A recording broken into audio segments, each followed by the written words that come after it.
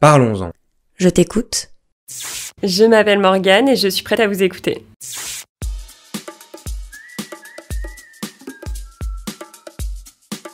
Écoutez-vous. Écoutez-vous. Écoutez-vous. Écoutez-vous. Écoutez-vous. Écoutez-vous. Écoutez-vous.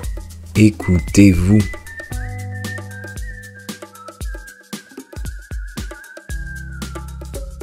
La fée de Morgane.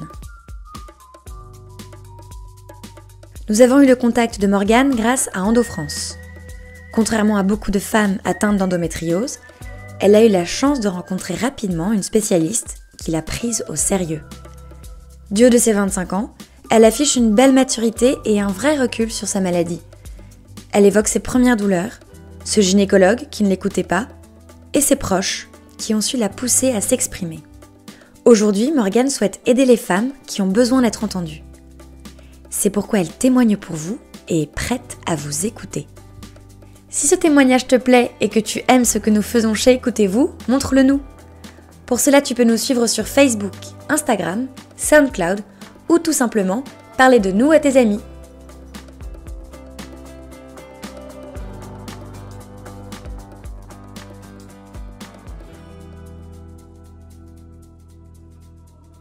Alors, donc, je m'appelle Morgane, j'ai bientôt 25 ans, je viens des Yvelines.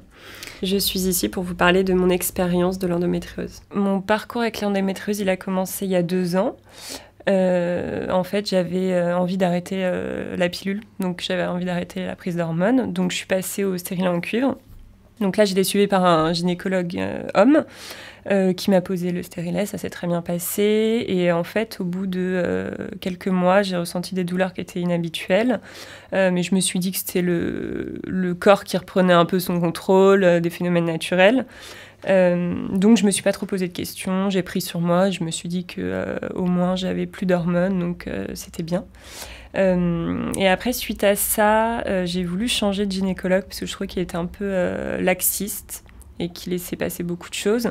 J'avais envie de quelqu'un un peu plus à l'écoute. Donc je me suis tournée vers une gynécologue femme qui se trouve à Versailles. Et donc là, elle était très à l'écoute, elle m'a posé des questions, etc. Et elle a voulu me faire passer une IRM, chose que j'ai pas forcément compris sur le coup. Et en fait, elle avait compris par un simple interrogatoire qu'il y avait des risques d'endométriose. Donc j'ai passé cette IRM qui a confirmé que j'étais atteinte. Et donc sur le coup, j'ai pas bien compris, je savais pas trop ce que c'était. Quand elle m'en a parlé, je me suis dit je suis stérile, puisque dans les médias c'est ce qu'on entend, alors que c'est pas du tout ça, donc elle m'a rassurée. Que l'endométriose, c'est la stérilité. Il y avait aussi pas mal de personnalités qui se mettaient en avant, que ce soit Laetitia Milo, Enora Malagré, etc. Donc j'avais une vision j'avais plutôt cette vision-là qui en plus du coup m'inquiétait parce que pour moi c'était signe de stérilité encore une fois, donc j'ai été inquiète. Et donc elle m'a rassurée. Ouais, le premier truc que je me suis dit, c'est je vais pas avoir d'enfant, c'est horrible, qu'est-ce qui m'arrive donc après, forcément, je me suis renseignée de mon côté et de toute façon, ma gynéco tout de suite m'a dit c'est pas forcément une fin. Je veux dire, c'est pas une fatalité, vous allez pas forcément ne pas avoir d'enfant. Après, ça dépend aussi du stade. Donc, moi, je suis pas à un stade avancé. On parle plus vraiment par stade, mais je suis pas au stade 4.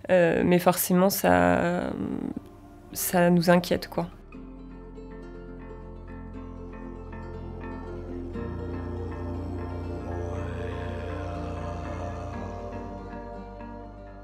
C'était des douleurs, donc pas forcément au ventre.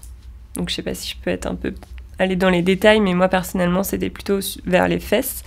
Donc effectivement je trouvais ça un peu bizarre et en fait ça faisait comme des contractions, donc comme si on vous plantait une petite aiguille quoi pendant 1 minute. Parfois, on est obligé de se recroqueviller, de revenir à une position un peu physiologique, quoi, d'être en boule parce qu'on ne peut pas rester debout ou ce genre de choses.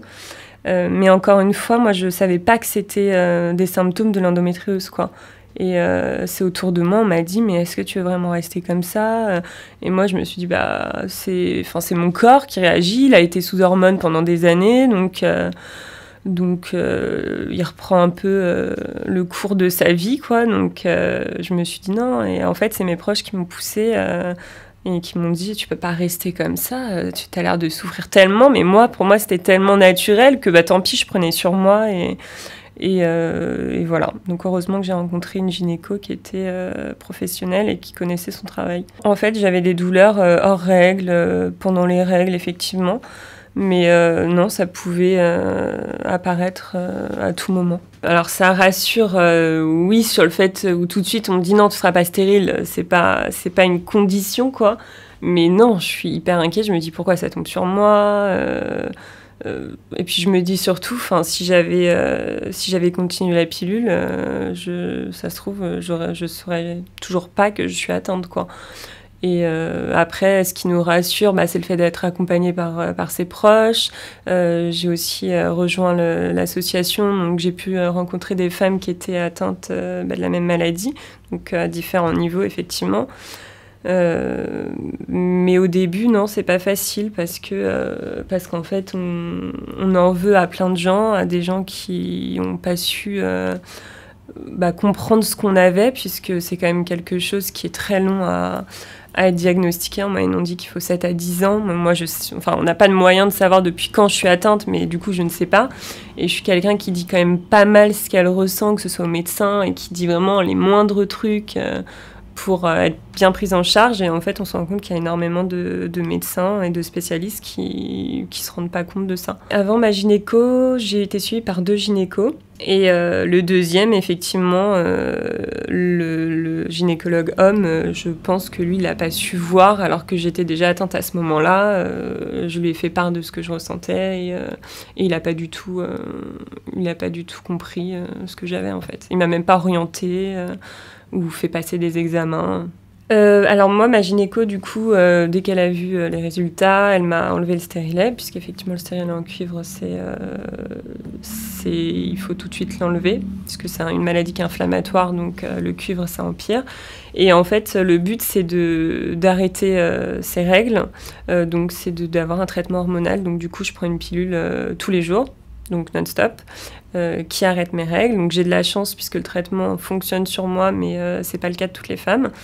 Donc en fait, quand on n'a plus de cycle, normalement on n'a plus de douleur si le corps accepte l'hormone qui est assimilée. Après, il y a d'autres effets secondaires, mais bon. Donc la maladie, elle évolue comme ça. Alors normalement, une fois qu'on a ce traitement et que les règles sont vraiment coupées, la maladie n'est pas censée progresser.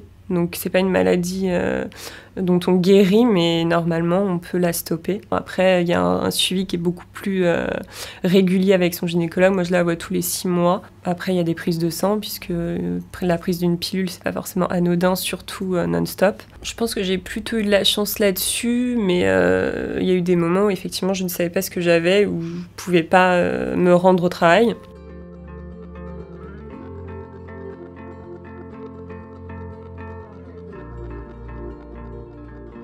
Donc moi, j'étais encore en études, en alternance, donc pour moi, c'est moins pire que pour quelqu'un qui est en CDI depuis un certain temps.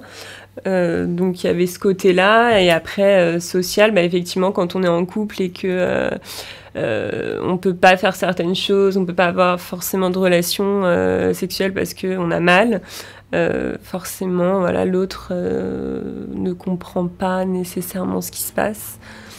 Surtout que c'est très dur à expliquer et en général, c'est pas une maladie que les hommes connaissent. J'ai su l'expliquer, mais c'est aussi, ça fait peur, je pense. Après, voilà, dans mon cas, je peux quand même continuer d'avoir une vie normale, donc ça se passe plutôt bien. Mais voilà, avoir des douleurs très souvent et les exprimer, c'est aussi, parfois on a clairement l'impression qu'on saoule les gens, quoi. J'ai contacté Endo-France à la suite de la découverte de mon endométriose, puisqu'effectivement je voyais qu'autour de moi, quand je commençais à en parler, que ce soit à mes copines ou à ma famille, on connaissait pas forcément la maladie, et du coup je me suis dit j'ai envie de faire connaître et d'informer les jeunes comme moi Donc j'ai contacté l'asso, ça a pris un peu de temps et effectivement ils étaient en recherche d'une personne sur l'Île-de-France, une représentante, donc du coup ça s'est fait comme ça naturellement. En fait le but principal d'une représentante c'est d'informer et dans sa région de faire des événements, que ce soit des rencontres amicales entre adhérentes ou même avec des femmes qui viennent d'autres horizons. Pour en fait informer et échanger entre nous, pouvoir donner des informations, donner des contacts de médecins spécialistes, ce genre de choses. Donc c'est l'organisation de ce type d'événements. On a aussi des tables rondes, des conférences avec des médecins spécialisés. Donc c'est pas mal d'événements et beaucoup d'activités sur la région Île-de-France parce qu'effectivement c'est une maladie dont on entend beaucoup plus parler. Qui est très très médiatisée et il y a énormément de femmes qui se posent des questions sur leur parcours à elles, sur leurs symptômes, des choses qu'elles trouvaient aussi plutôt normales et qui a été banalisée par pas mal de médecins. Donc du coup on a beaucoup de mails dans ce sens-là. Moi, ce que j'en ai tiré, effectivement, c'est que, en fait, je pense qu'il faut énormément s'écouter et vraiment prendre en compte ce qu'on ressent et pas banaliser des douleurs, quelles qu'elles soient. Puisqu'effectivement, si je m'étais pas écoutée, j'aurais pas forcément changé de gynécologue. Je me serais dit il suffit comme ça, donc voilà. Donc j'en serais peut-être pas là où j'en suis aujourd'hui, j'aurais peut-être pas découvert la maladie. Donc je pense qu'il faut vraiment se faire confiance, aller au bout des choses et pas hésiter à prendre plusieurs avis, quitte à passer pour une hypocondriaque, mais je pense que c'est important d'écouter son corps et c'est ce qu'on dit énormément aux femmes qui nous contactent. Puisque énormément de médecins ont tendance à banaliser encore une fois des symptômes qui sont quand même plutôt graves. Donc même si voilà j'ai une maladie, il y a quand même des choses qui sont positives. Maintenant on dit qu'il y a toujours plus grave, donc même nous on finit par banaliser un petit peu ce qu'on a, quoi. Donc sur l'endométriose, moi je conseillerais à une femme qui vient de découvrir qu'elle est atteinte de cette maladie de se faire suivre par un spécialiste, effectivement, de se tourner aussi vers des médecines douces, puisque maintenant il y a énormément d'ostéopathes, de naturopathes qui permettent de gérer mieux la douleur, de s'accrocher aussi, parce que c'est très long avant de trouver un traitement qui nous convient. Donc de ne pas baisser les bras, puisque de toute façon il y a forcément une solution, il y a forcément un traitement adapté à chacune, donc même si parfois effectivement c'est très long, mais je pense qu'il faut rester positif, surtout qu'aujourd'hui les recherches avancent beaucoup. On a de plus en plus de médecins qui sont spécialistes, de chercheurs qui font leur thèse sur cette maladie, donc je pense qu'il faut quand même rester positive. Si toi aussi tu vis l'épreuve de l'endométriose, tu peux demander à rencontrer Morgane.